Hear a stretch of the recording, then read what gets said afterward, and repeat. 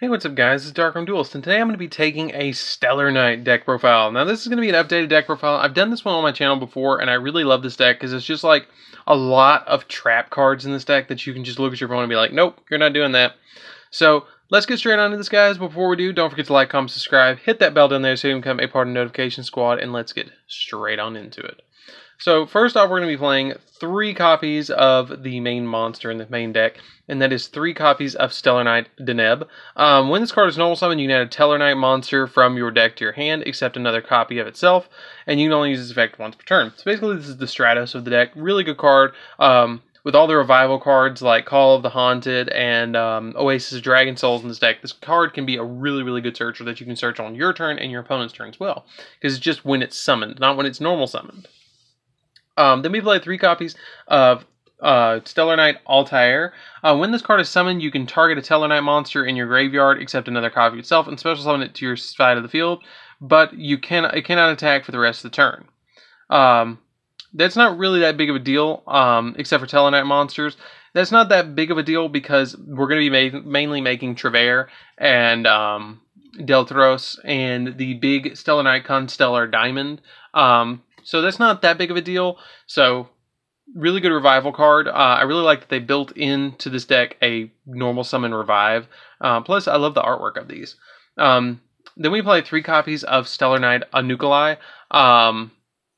This card is when it's normal summon, you can Foolish Burial or send to the graveyard a Tellerknight monster from your deck. Really good card because it can send to your graveyard the Deneb, and then you can set like on your turn, you can set like Call of the Haunted or Oasis and set up for your Altair as well for the following turn. Cool thing, if you guys have been playing a while and you know about the Shaddolls, this card is the card that turns into Squamata. Cool thing in the lore.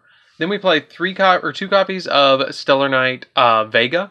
Vega is basically just when it's normal summon, you can special summon 1 Tellerknight monster from your hand. Really good card because it still triggers all of their effects because they're just on summon. And then we play 1 copy of Satellerknight Alsham. I only play 1 copy of him because I feel like he's only really needed at 1. Basically, when he's summoned, you inflict 1,000 points of damage to your opponent, and you can just reoccur it. You can end games with him because if your opponent's really low on life and you activate, like, I don't know, like I keep saying, Call of the Haunted or Oasis Dragon Souls and bring him back onto the field, you can inflict 1,000 points of damage to your opponent, link him away on your turn or overlay him, detach a material, send it in the grave, set that Call of the Haunted again with Trever, activate it again, and you've already done 2,000 points of damage to your opponent. Now, a little tech that I like to put in this deck is 3 copies of Thunder King Ryo, because this deck is very anti-meta. I will note, though, that there's another card that you can put in this spot if you want to. I don't like playing Card of Demise in this build, but if you want to play something a little different, you could put Card of Demise here, or you could put 3 copies of Inspector Border as well. It's an either or, whatever you want to do. This is basically your anti-meta slot. I like the Thunder King Ryo because it prevents your opponent from special summoning.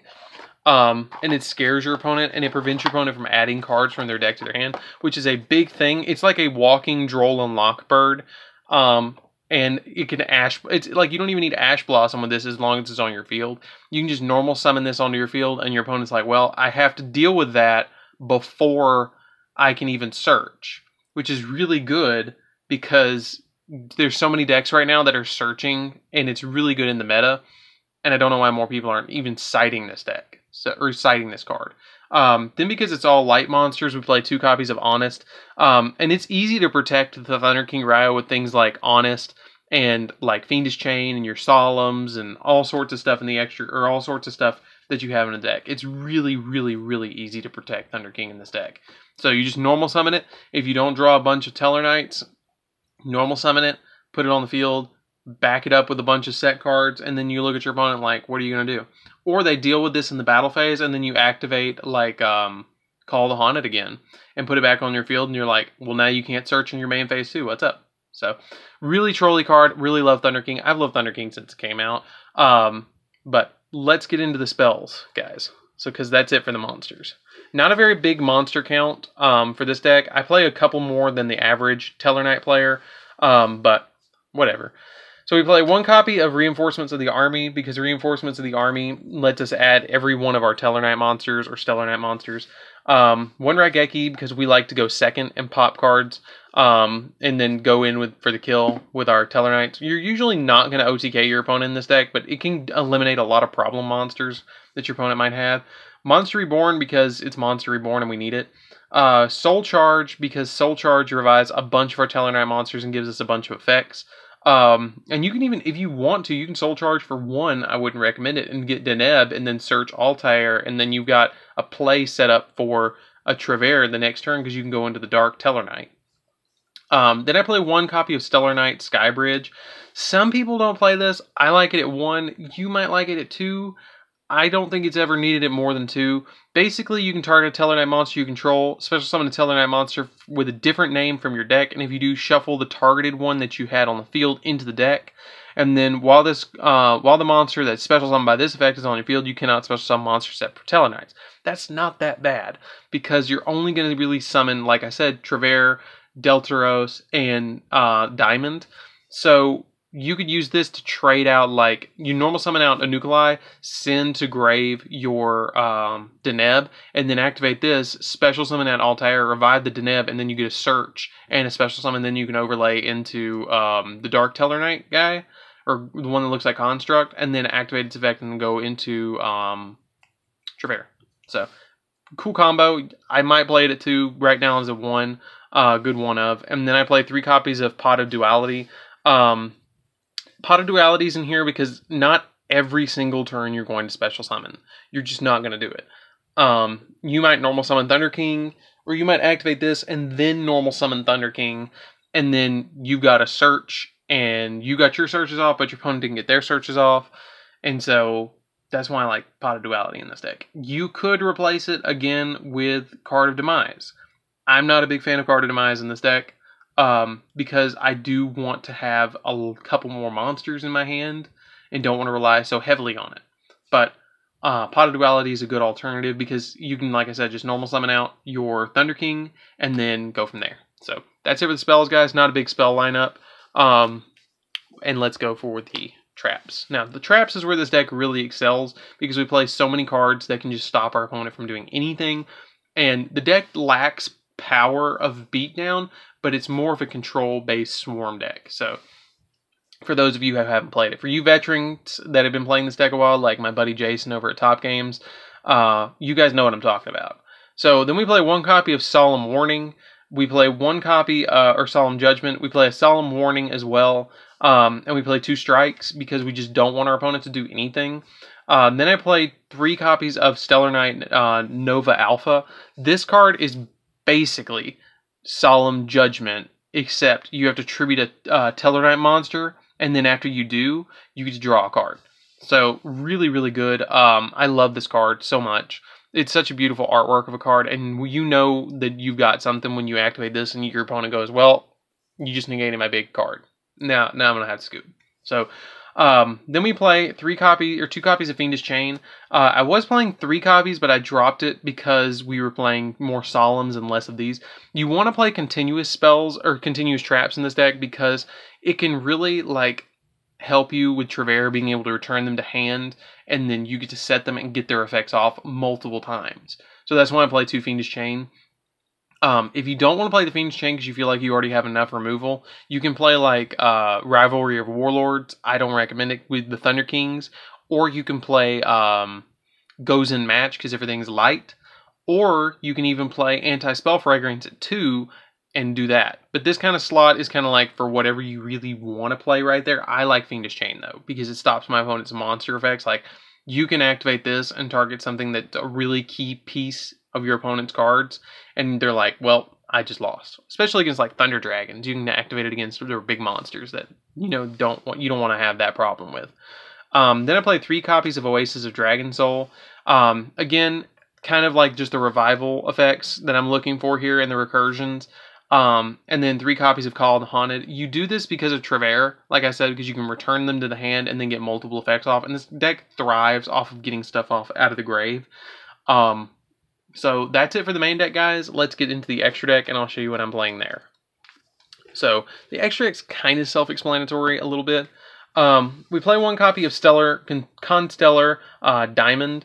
The reason we play this is because you can overlay it on top of a Tellerknight XYZ monster during your main phase 2, and then it basically, when this card has XYZ materials, neither player can send cards from their deck to the grave.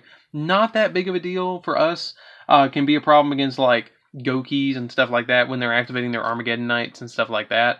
And then it has the effect also during your player's turn when opponent's dark monster activates an effect, you can detach material from this card and then negate the activation. So if you get this on the field like first turn and your opponent like normal summons Armageddon Knight, you can negate the first Armageddon Knight, and then they're like, well, I don't have many plays left because you've already stopped the Armageddon Knight. So usually they have to deal with this first, which is great. Then I played 2 copies of Dark Tellerknight. Basically this gives us like a 1-card Trevere.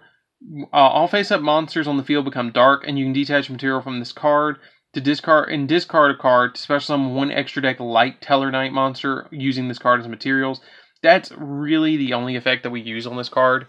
I play 1 copy of Deltaros. This card, when it's summoned, prevents your opponent from negating the normal summoner set or the normal or special summon of monsters you control. And then once per turn, you can detach a card from this card to pop a card on the field, which is great in Tellerknights because you might need to deal with a problematic card.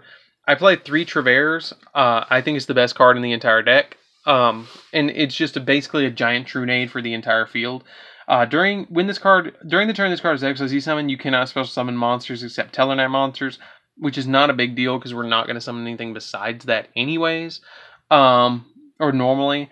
And then if this card XYZ summon card is an XYZ summon, you return all other cards on the field to the hand. That's the big thing that plays along with Call of the Haunted, because Call of the Haunted remains face up on the field. You return it to the hand and then reset it, and you get additional effects of the Call of the Haunted.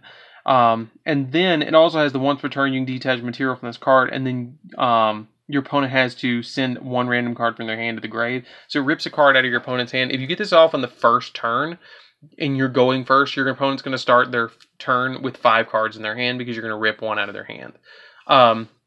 Then just for some other cards that we play in here, we play a Castel to bounce stuff if we need to.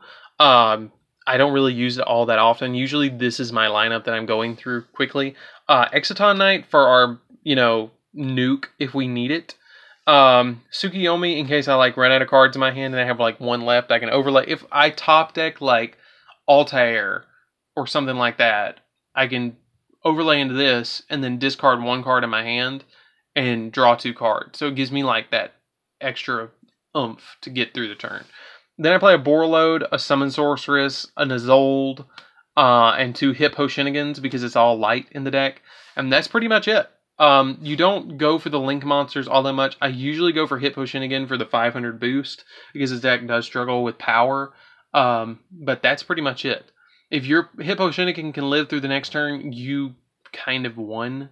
If you have, if you can make if you can make a Deltaros that's 3k and attack your opponent, or put a bunch of Tellerknights on the board, that's a way that you can OTK your opponent fairly easily. If you put a bunch of Tellerknights and a Hippo Shenanigan on board. So, anyways, guys, don't forget to like, comment, subscribe. Tell me what you think of this deck profile down in the comments down below. And don't forget to hit that bell down there so you can become a part of the notification squad. And if you are a part of the notification squad, don't forget to comment down below and tell me that you are so I can give you a big old heart. And I'll see you guys in the next video. See you around, guys.